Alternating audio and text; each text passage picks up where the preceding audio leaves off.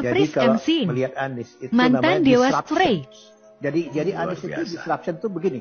Tahu kenapa online muncul?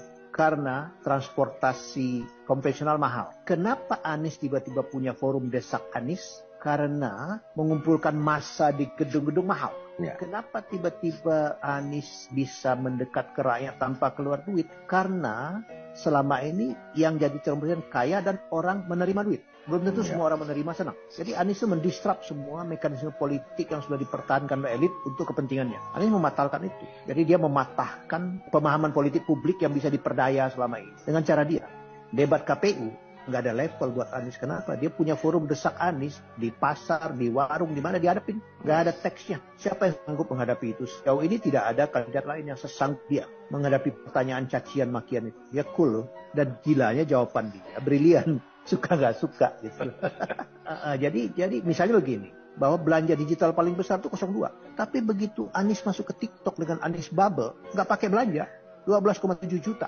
Itu menggetarkan semua orang yang mengklaim jago di dunia digital selama ini. Ya, kedua adalah menganggap bahwa anak-anak Gen Z, orang-orang yang tidak kritis dan bisa dimobilisasi dengan mudah dan menerima politik simbolik. Apa itu politik simbolik? Dengan meletakkan Gibran sebagai cawapres, dianggap simbolik mewakili mereka. Ternyata tidak, gitu kan? Nggak semua kan? Buktinya Anies oke aja tuh. Malah Anies dinobatkan sama K-popers sebagai abah gitu. Dalam satu poin itu saja Anies sudah unggul ya? Satu. Yang kedua, Anies ini otentik bos. Apa lagi coba? Dia punya basis pemikiran yang kuat tentang apa yang dia sampaikan. Misalnya apa? Dia menanggapi IKN 400-an triliun.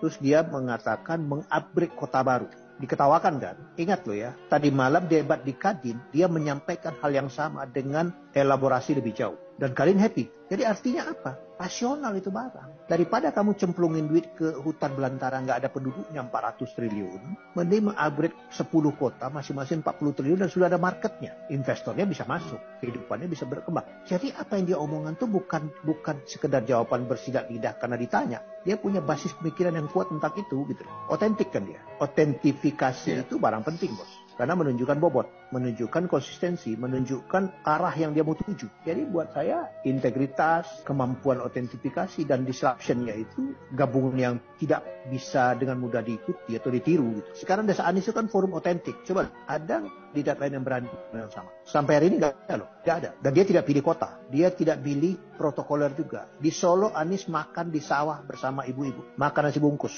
Siapa yang sanggup itu sekarang? Tapi Anies merayat dan membuka wawasan. Ini penetrasi yang tidak pernah terjadi dalam pemilu sebelumnya. Ini